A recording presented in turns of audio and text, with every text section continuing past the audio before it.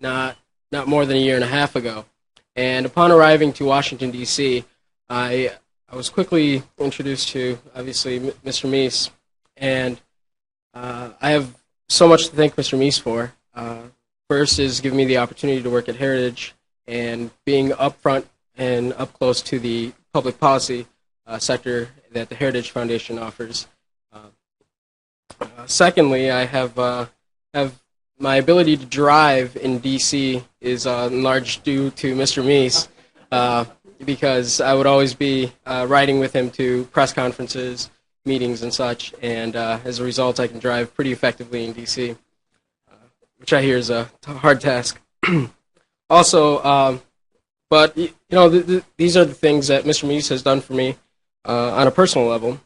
But even before I was in first grade, Mr. Meese was already helping me and this country by helping to shape our country in a way that its citizens can prosper. And he was working for President Reagan, and he was working to defeat an evil empire as well. And almost 20 years ago, President Reagan made that famous line of tear down this wall. And 20 years now, we are here sitting, and the evil empire, as we know it, has in large part has been done away with. And we have Mr. Meese and President Reagan and everybody on that administration to thank. And now, without anything further, Edwin Meese III is a Ronald Reagan Distinguished Fellow in Public Policy and Chairman of the Center of Legal and Judicial Studies at the Heritage Foundation, and as most of you know him, as the 75th Attorney General of the United States of America, Mr. Edwin Meese.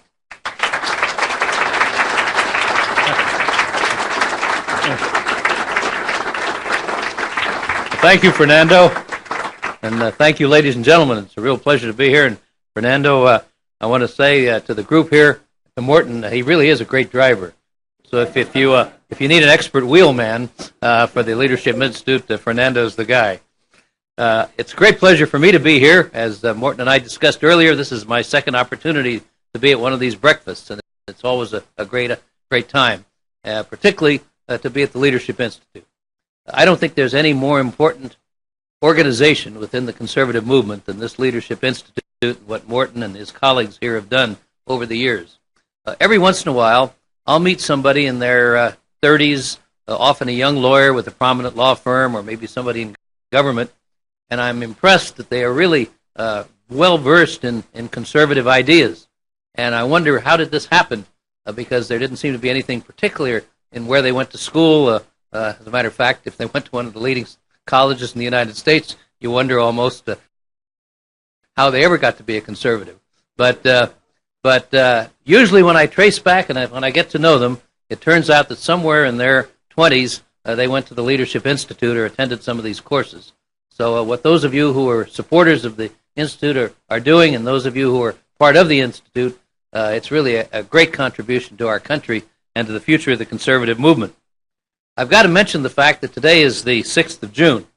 And for those of us who are my age, and I see a few people around who might be close, this was a very important day in our lives. This was D-Day, 1944, one of the most important events in World War II, and a reason for us to think back over the years to what our military forces in this country have done to preserve our democracy and that of other countries, as well as to what our forces are doing today in Afghanistan and in Iraq. It also just happens to be just about 3 years. Last weekend marked 3 years from the time that Ronald Reagan passed away. And as I go around, it amazes me how people are continuing to become interested or to be interested in what Ronald Reagan did and about the man himself. I get a lot of questions from people about what was he really like. And the way I usually answer it is that, to me, his most significant characteristic, I guess, was his optimism and his cheerfulness. And that's something that we conservatives can use a lot of right now. But he had this no matter how bad things got, he always had a way of looking ahead to seeing that things would be better. And that's kind of in a way, my theme for the morning. I've been asked to talk about past lessons that conservatives must apply today. And one of the things about Ronald Reagan, of course, that went with his cheerfulness was his sense of humor. And I'm often asked, what's my favorite story that Ronald Reagan told? Well, there are a lot of them, and it's hard to choose, but the one that was his favorite, or one of his favorites, that he told so often, and I'm sure some of you may have heard it, but it had to do with the CIA and an Irishman. It seems that back in the days when the Irish Republican Army was at its height, the CIA decided they needed someone to go into deep cover over in Ireland and find out what was going on. So they looked through their repertoire of agents, and they found a man named Murphy. That seemed like a pretty good choice for Ireland. And so they told him he was going into deep cover. They warned him that he was not to have any contact with headquarters. He wasn't to take a radio with them, no telephone calls to the United States, just meld into the society, into the community over there, and that when they needed him, when they needed his information, they'd send a courier over to debrief him. And of course, to make sure that the courier was authentic, they had to have a password. And in this case, the password is, "'Tis a fair day today, but tomorrow will be lovelier." So off Murphy went. A few weeks go by, a couple of months. About 3 months later, they decided, well, we better debrief Murphy, and so they sent a courier over. So the courier goes to this town where Murphy's supposed to be located, looking for an Irishman. He starts at the local pub, and he goes in and orders a whiskey and engages the bartender in conversation. They talk about the crops, and they talk about the weather, and then he says, by the way, I'm looking for a man named Murphy. Well, the bartender says, there's Murphy the bootmaker. He has a little shop across the road here. There's Murphy the farmer. He's got a place about 2 miles down this way. And my name is Murphy, too. The courier takes a sip of his drink and casually says, "'Tis a fair day today, but tomorrow will be lovelier." "Oh," says the bartender, "you want Murphy the spy. He lives around the corner."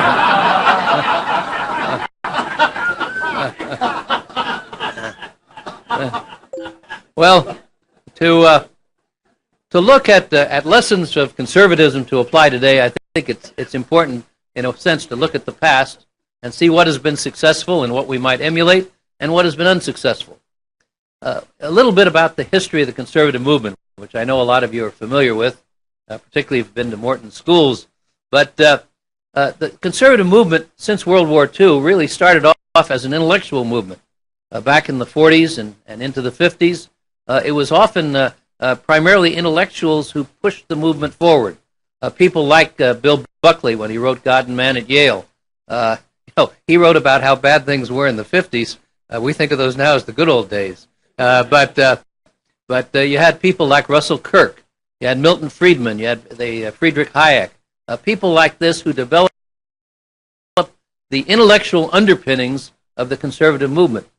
And then in 1964, Barry Goldwater turned the conservative movement into a political movement.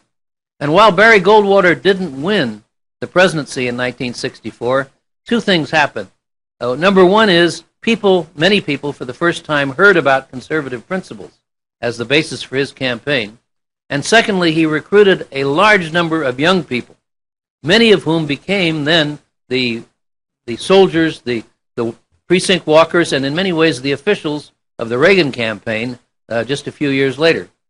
And then in 1967 and again in 1980, Ronald Reagan, by winning elections first in California and then in Washington and nationally, went to Washington, D.C., and turned the conservative movement into a governing movement. And this, of course, has continued since that time to a great extent. But it's important to recognize, I think, that the conservative movement is not the same thing as the Republican Party. The Republican Party, obviously, is an important political party, but the conservative movement is a movement that is based upon philosophy and ideals and values, not just winning elections. And it is when the conservative values are picked up by and put into action by the Republican Party that the Republican Party then is successful as a conservative party. But there are also times when, unfortunately, conservative values don't always prevail, even within the Republican Party, and I'll talk a little bit about that in a few moments. But what are these conservative values? Because I think it is important that we continue to remember and think about the values that make the conservative movement what it is and which distinguish it from mere politics. One, of course, is the principle of individual liberty. Too often we forget just what the components of individual liberty are. But one of the very important ones that has a political significance is taxation. Now, we are not interested in low taxes, reduced taxes, simply to have more money in our pockets. But it is really an important principle that people in this country, in a free nation, to maximize individual liberty, ought to be making the decisions where their money is invested, where their money is placed, and where their money is given as a part of their charitable activity. Rather than having the government decide what charitable activities or what groups and people and organizations deserve your money. You know, the definition of a liberal is a person who wants to do good with other people's money. And unfortunately, we have too many of them in government. But taxation and low taxation, the minimum necessary for the essential functions of government and no more, is an important principle, an important part of individual liberty. And likewise is the right to property. If you look at the philosophers over the years who have talked about liberty, they have all mentioned that property is an important and essential characteristic of a free people, because it is property that enables people to carry on their lives in the way in which they choose to do so, and to leave to their families something that can carry on family traditions and the like. So this idea of individual liberty is not just a kind of an ephemeral idea, but is a very important part of daily living in our country. A second important principle, of course, is limited government. The founders of our country, back in the 1770s, 1780s, understood that power is a natural part of people's ambition, and that power is also the opposite, and many times the oppressive use of power, the opposite of individual liberty. And that's why limited government was so important to them.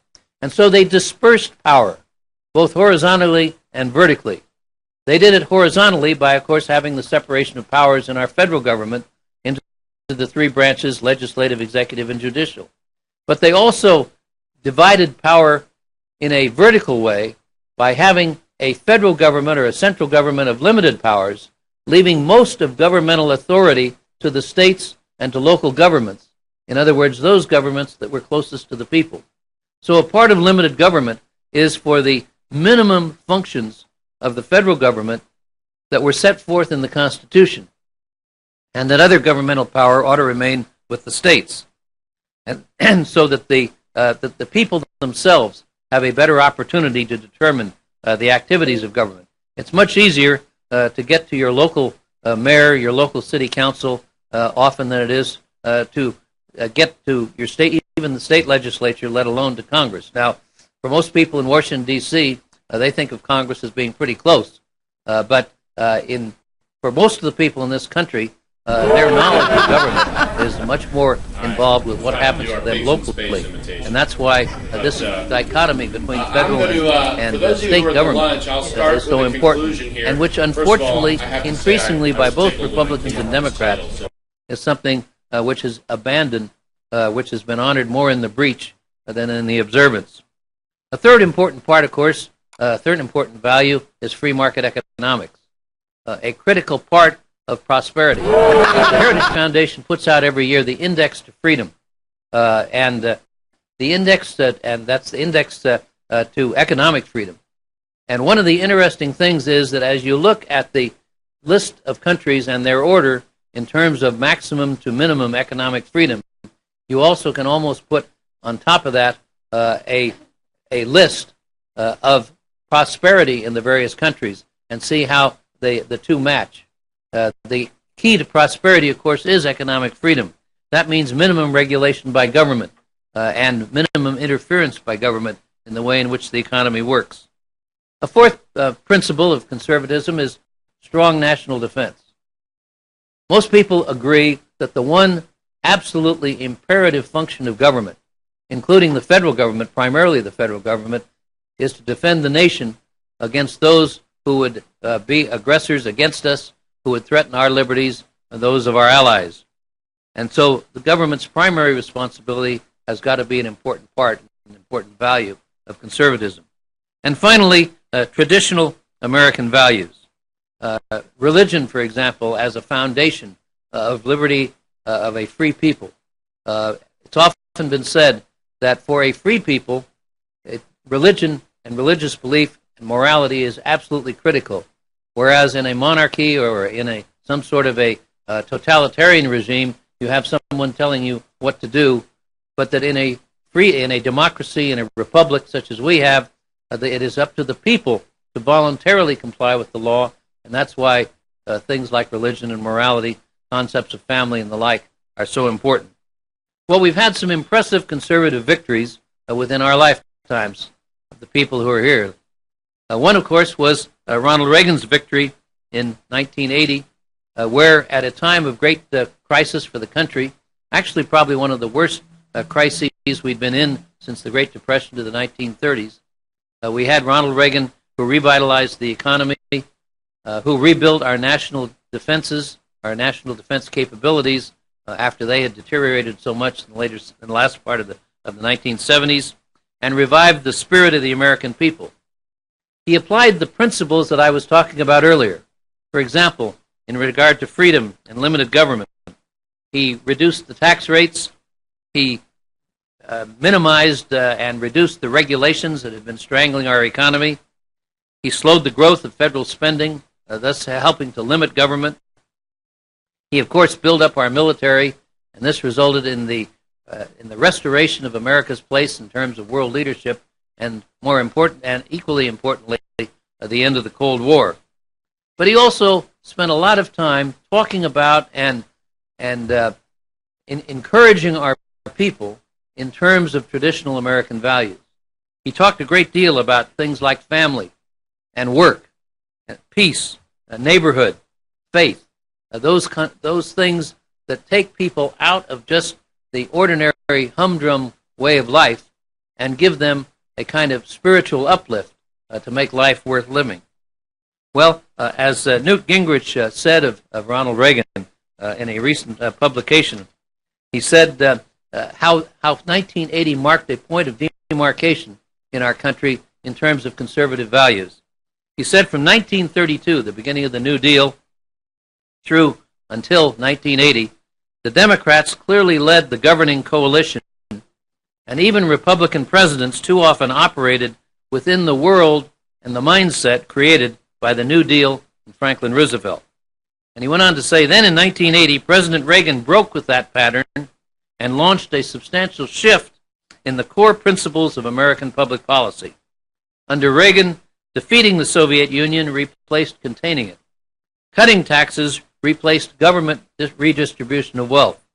And pride in American civilization replaced the left's hostility toward American values. And then there was a second victory. In 1994, using the contract with America, which was, again, a compilation of the values that I talked about and the policies that were derived from those values, the Republicans became a governing majority in both the House and the Senate. It was the first time that the Republicans controlled the House of Representatives for more than 2 years, since 1928. And it was the first time since 1956 that both parties were in Republican hands, because they had run in 1994 on conservative principles. Most of you remember the contract with America. It was an outstanding manifesto of the direction in which our country ought to go. And as a result, we had a tax cut, we had welfare reform, we had a balanced budget for 4 consecutive years, we paid off over $400 billion in the national debt, and enacted new rules for the governing of Congress, which gave less power to individuals and more power to ideas and to the group in general. Unfortunately, I would suggest to you that in the last 6 years or so, we have seen too often instances when Republicans, including some who called themselves conservatives, abandoned the principles and values that I talked about earlier. We had a vast increase in government spending. We had wasteful new programs that defied the principle of limited government. We had a violation of the concept of federalism, where the federal government picked up new programs and new ideas and new activities that heretofore have been handled exclusively by state governments, and where the differential that the Constitution provides between the central government and the states was largely abandoned. We had pork barrel politics that many of you remember the criticisms that have taken place about that, with the use of so-called earmarks. Earmarks being the euphemistic name of pet projects that individual members of Congress would put into the budget, often in the dead of night without any transparency or knowledge until they showed up in a large omnibus bill, which was in such a position that it was very difficult or impossible for the president to veto. And as a result, we had such things as rainforests in Iowa included, or the bridge to nowhere that we remember hearing about, and things such as that. Well, we also had, unfortunately, too many instances of corruption, or the failure to respond to moral offenses that were taking place within the Congress itself. And as a result of all of this, I think that was one of the main reasons why in 2006 Republicans, particularly those who had abandoned conservatism, were turned out, and the Republican Party lost that leadership that had been so carefully won in 1994. Our question today, then, is how do we restore conservatism to our government? How do we restore the place of conservatism in the body politic in the United States? We have never had a better opportunity, in my opinion, because today we have more influential conservative institutions in our country than we've ever had before. If you compare where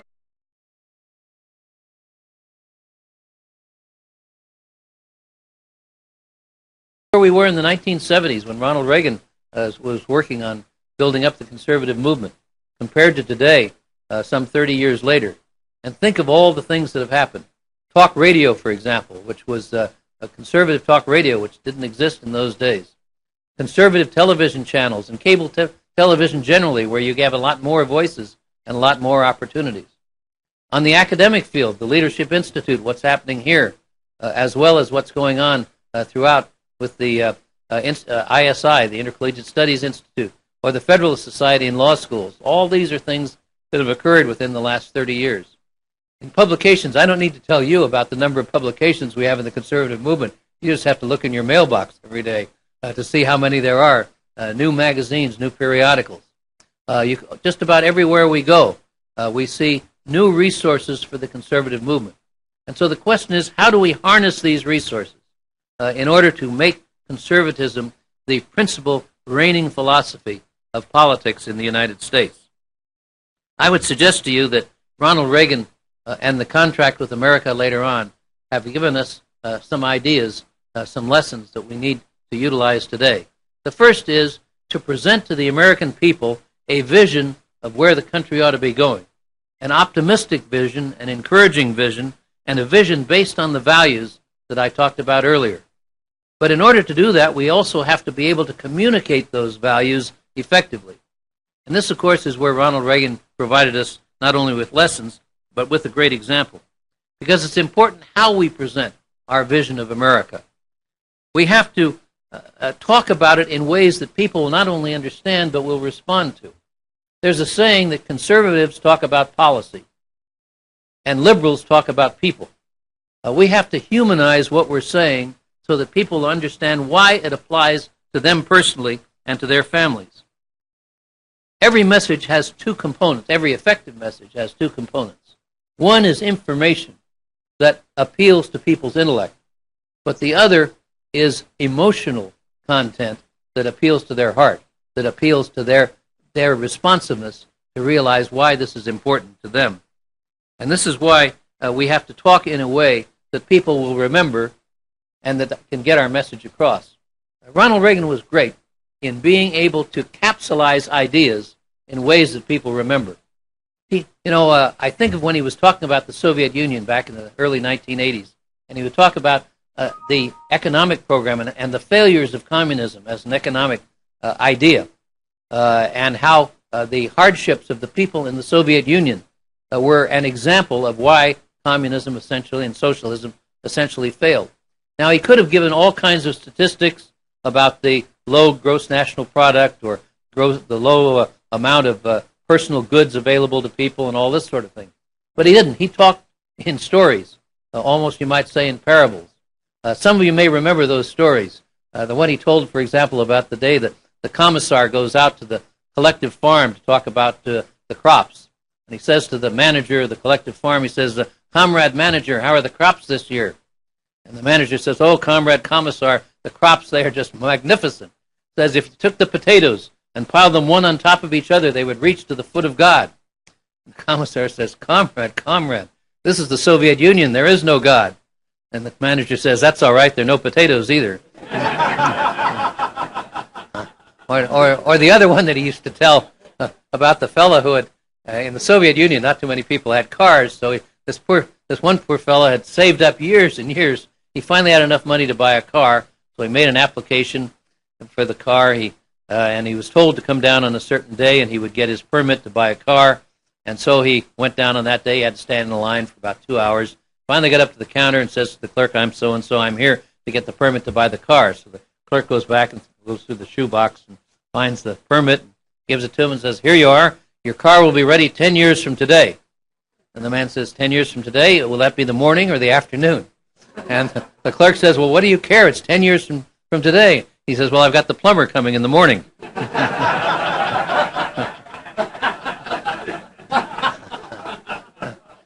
That to me is communication. Another aspect, though, of lessons from Ronald Reagan was courage. We have to have the courage to stand up, and we have to support our leaders and our people in Congress and our candidates when they do stand up for conservative principles. Too often, we don't have enough people who have the courage to do that.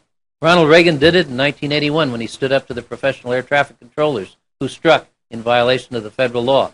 Now, most presidents before that had more or less ignored that law, but he felt it was important to enforce the law and had the courage to stand up. He had the courage to stand up against most of the members of Congress, or many members of Congress at least, particularly the speaker, the powerful speaker, Tip O'Neill, in supporting the freedom fighters in Nicaragua. He stood up to Gorbachev in Reykjavik in 1987 when Gorbachev offered to cut all these weapons if we would give up on the Strategic Defense Initiative. Ronald Reagan had the courage to stand up to that. We need the courage to stand up wherever the opportunity gives us for the principles of conservatism. A fourth principle is integrity.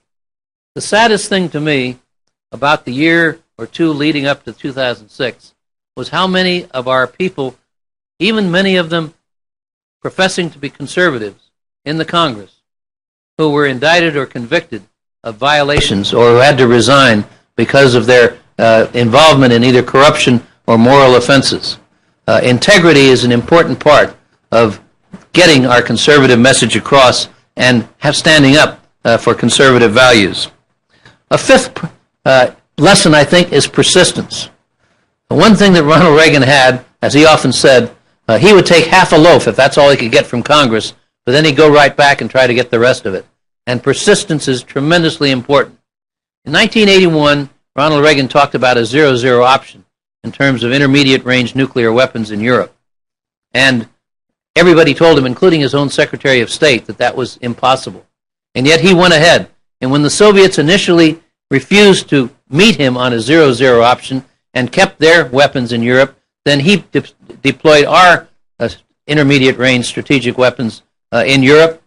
And as a result of that, and as a result of him keeping after the Soviets, in 1987, he and Gorbachev here in Washington signed the first treaty that eliminated a whole class of nuclear weapons, simply because he had persisted. The same thing was true with many of the other policies, which were so important to achieving the results that I mentioned earlier.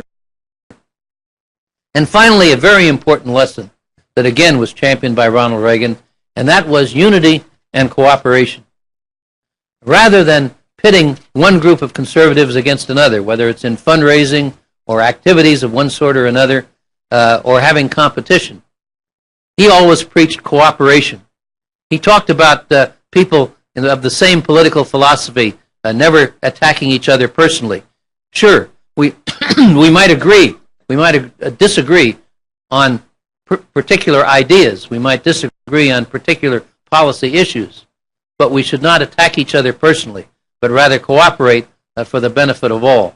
And this unity and cooperation, the kinds of alliances that Morton has and has fostered with other members of the conservative movement, are a critical part of this idea of unity and cooperation, which is so important, of standing together, and not only standing together for our own benefit, but putting a unified front that people can then adhere to as they see us working together for conservative causes.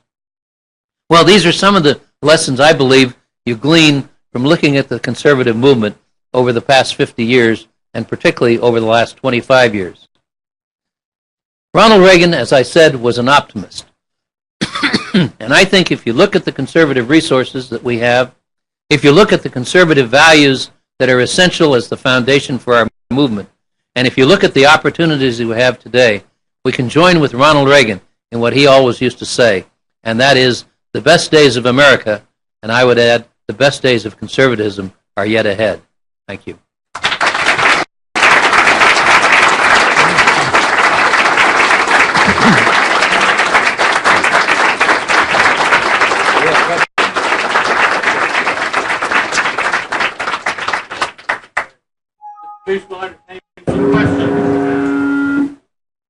Yes.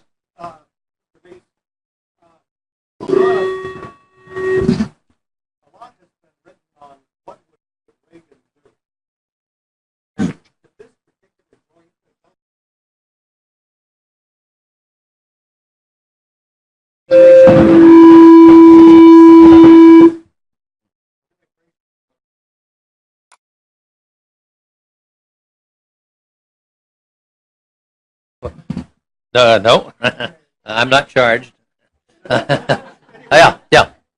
What would Ronald Reagan do in regard to the current immigration bill? I think one of the things is he would learn from something that we did in 1986, which turned out not to be the right thing to do. We had an amnesty bill at that time. We were honest. We called it amnesty, and the idea was that if we would grant amnesty to about 3 million illegal aliens who are in this country, and then improve the security of the borders, that we would this would result in solving the illegal alien problem. We granted the amnesty. Generally, the Congress and to some extent the administration tried, but without a lot of congressional support, which decreased even beyond in subsequent years. The improvement in the security of the border was not as complete as we had hoped that it would be. The result of which was that the fact that we grant amnesty once was a tremendous lure for other illegals to enter the country subsequently, and so today we have some 12 to 20 million, depending on the estimate. And so I think that one thing he would not do would be to go for an amnesty bill. Now, people say, what is amnesty? To me, amnesty is anything, any provision, any alleged solution, which gives people who entered the country illegally a more advantageous position than people who have come in legally or people who are waiting in line to come in legally into this country. To me, that's what would be amnesty. And so at Heritage, for example, we have said that people should go back to their country of origin and apply, hopefully in a streamlined process, because I think all of our entry provisions come into the country ought to be streamlined with less bureaucratic hurdles, but that they would stand in line and come in behind those who are trying to follow the law coming in. Yeah.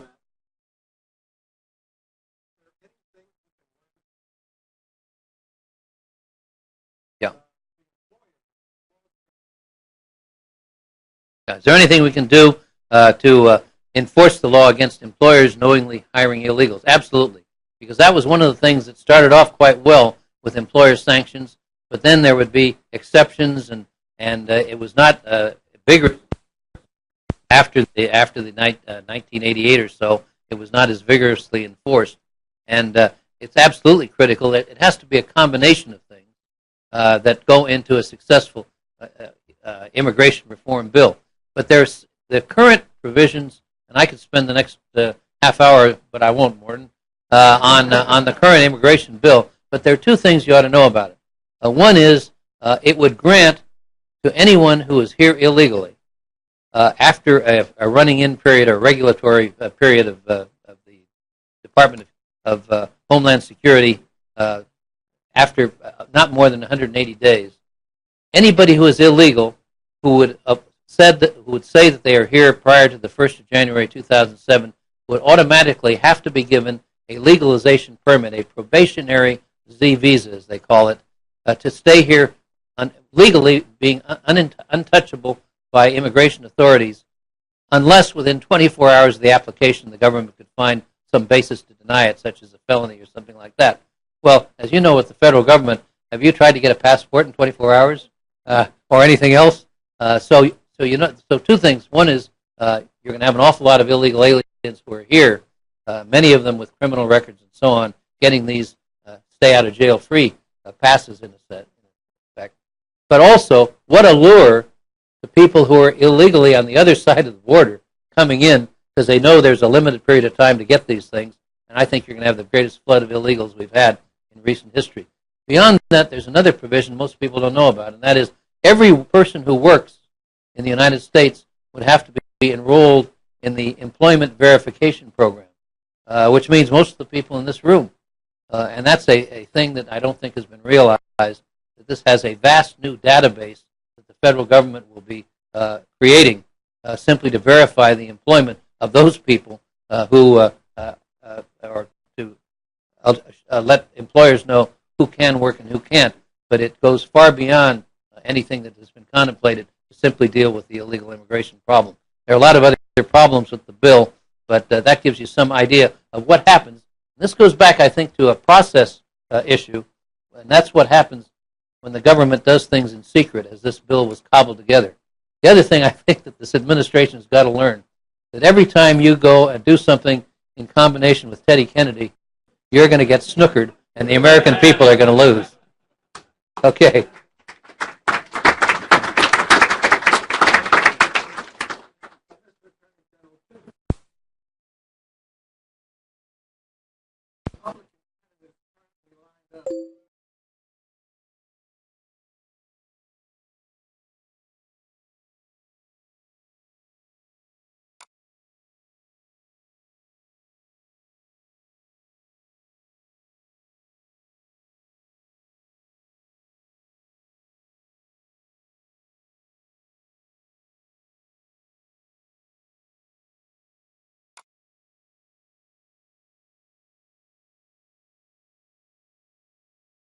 Okay, first about presidential candidates.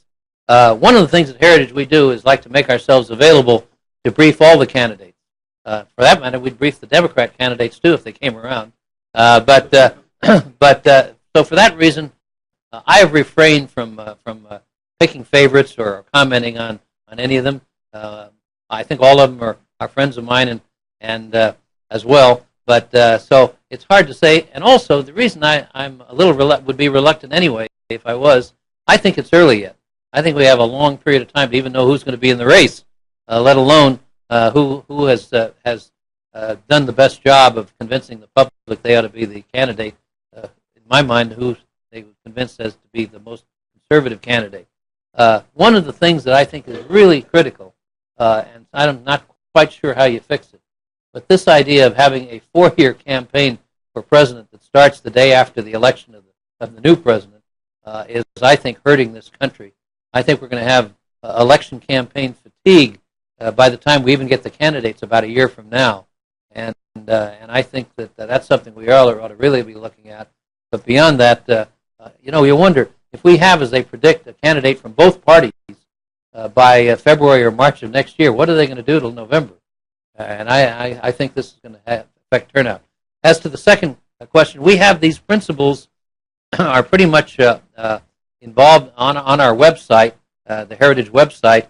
There are a number of things, but most of what you'll find there will be these principles embodied in specific policy issues, whether it's immigration, whether it's welfare, whatever it happens to be. But we have a considerable body of this material at heritage.org, heritage.org, which is our website. Yeah, Eric.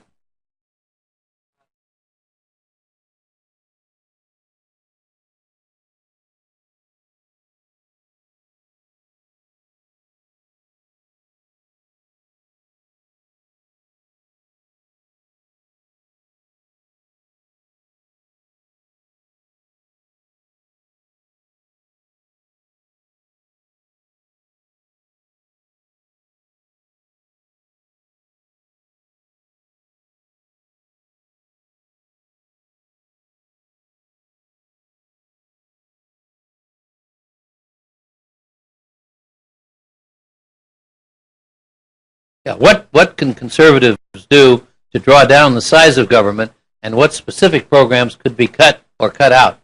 We did in the Reagan administration, we did cut out the Community Services Organization and several of the things that had grown up as a part of Lyndon Johnson's, what was it called, the Great Society, that was it, which depreciated society in almost every way.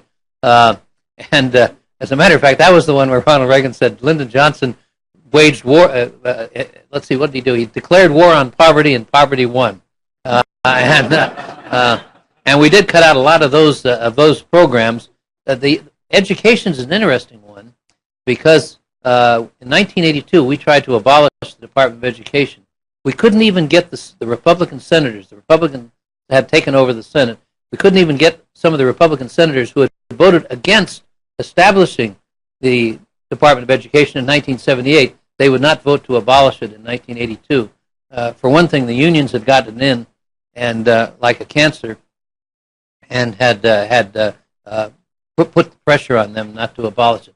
If you had to choose, I would start going with some of the programs you mentioned: the National Endowment for the Arts, the National Endowment for the Humanities, and I would do it on a little different way than we have. Not just cutting government, but saying, look, these are programs that ought to be the result of people making individual decisions as to where they want their charitable contributions to go. And I would say, okay, as a means of, for the next 5 years, as a means of transition, we will give a double tax deduction for people who contribute to the National Endowment for the Arts, or the national or the programs that they fund, or the National Endowment for the Humanities, and leave it up to the public then to decide where they go. And that ought to expire in 5 years. But it seems to me something along that line, something that would say, okay, if these programs are worthwhile, let them stand the marketplace test like everything else does. And I think that would be one way to go about it. Yes, sir.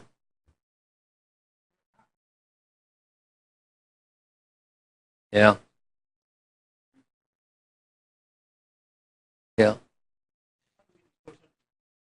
How do we get these prosecutors under control? I agree with you and the need to do that. Most of my life has been involved in law enforcement in one way or another.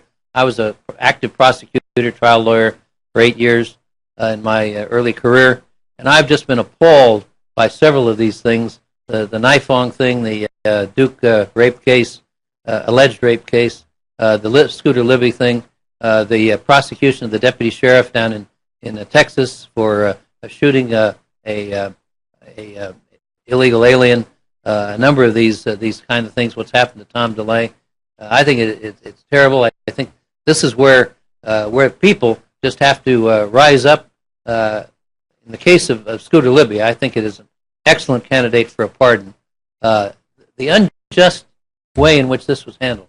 Here's a case where in 48 hours, this prosecutor should have known that no crime had been committed, that Valerie Blame was not a covered person within the meaning of the act in which the accusation was made.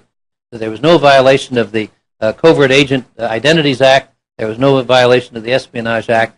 It shouldn't have taken any longer for any responsible lawyer to figure that out. And then there would have been no need for any of these interrogations that led in this particular case to Scooter Libby's situation. Now, I don't condone lying to the FBI. I don't condone perjury. But I think that in this case, you had a prosecutor who shouldn't have even been interrogating this particular person. There were some questions as to the evidence, as to it being a matter of people's recollection, as it turned out. I would hate to be any kind of a Republican defendant in a court in the District of Columbia today, quite frankly, before a jury.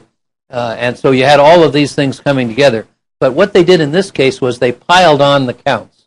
So you had 5 counts where the same act accounted for alleged obstruction of justice as well as perjury. And it seems to me that that, plus the judge totally disregarding a blameless lifelong situation. And when you have a situation where a guy like Sandy Berger, who was actually involved in theft of government documents, gets probation, and Scooter Libby gets 2.5 years in prison, we have a real situation that's unjust. And I think people have just got to, everything you can do by writing letters to the president urging a pardon for Libby, by writing congressmen, by criticizing in newspapers and other things the Department of Justice when these things happen. I think all of these things are important for people to recognize injustice when they see it. I think it's been pretty well recognized in the Duke case, but it has to be recognized in all of these cases. Yes, sir. One more? How can we get the Social Security reform in the debate for 08? How can we get the Social Security reform in the debate for 08? Well, I would hope that it would be, and I think the way to do it is by trying to get to the people who are asking the questions, the reporters who are asking the questions, and the groups that are sponsoring. When Fox News sponsors it, for example, certainly they ought to be amenable to getting that question in before the reporters, because I think it is a critical question, and the answers are there. The whole idea of having personal accounts and other ways, there are ways in which the Social Security problem can be at least mitigated, if not alleviated. And I agree with you, those questions ought to be there, and it's a matter of getting to the people asking the questions. Also, I think that in these debates, certainly the first Republican debate was a fiasco, with all kinds of questions in minutiae, about minutiae, with, say, you have 2 seconds or 3 seconds or 20 seconds to answer. We ought to have real debates in which somebody sets up a series of topics, and then have each of the candidates have 2 minutes or 3 minutes or something to respond to those, and have a real debate back and forth on a series of topics. So I think there's no question this is an important issue. There are a lot of other important issues, and the debates ought to be about those issues rather than a lot of trick questions or minutiae that really don't have a lot to do with the future of the country. Well, ladies and gentlemen, I appreciate the good questions, the chance to be here. I thank all of you for supporting the Leadership Institute, and I can tell you that we are all deeply indebted to Morton Blackwell for his leadership in the conservative movement. Thank you.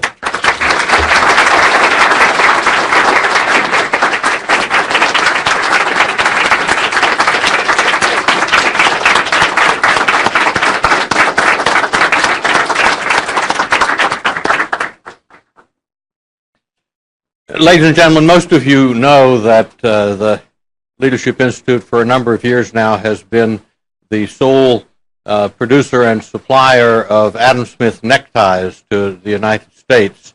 And when we took over this responsibility, a good friend of mine by the name of Ed Meese came and said to me it would be a very nice idea for you to start again producing a green Adam Smith tie, and it took me a while to do that, but eventually we did put out a new silk green Adam Smith tie, and the first one, this has been some years ago, the first one we presented to Mr. Meese, and this green tie we always refer to around here as the Ed Meese tie, but I've seen you wearing that tie before, and I have a feeling that it might be possible that you could use another example, so as a token of our appreciation, here's another green Adam Smith tie. Thank you. Thank you.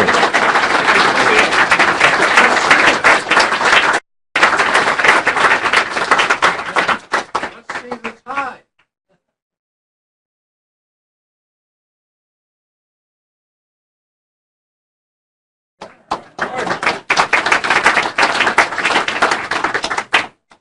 They are available up on the 5th floor. Just see my assistant, and we have a wide variety, and that one certainly is a handsome tie. I invite you all to join us on Wednesday, July 18th.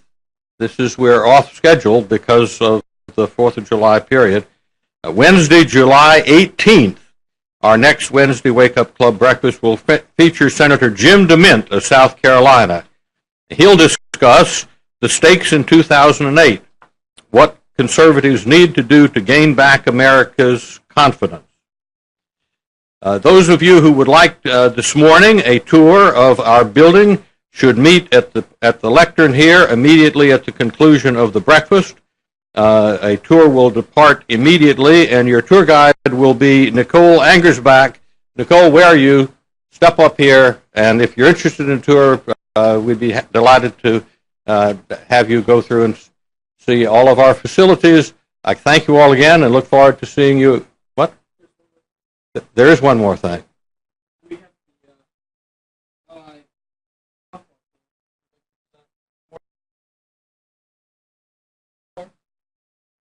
Oh, don't count on me. Great Americans Leadership Institute. I hadn't seen this. This is the ball signed by everybody. Well, thank you very much. Thanks, everybody. See you again soon.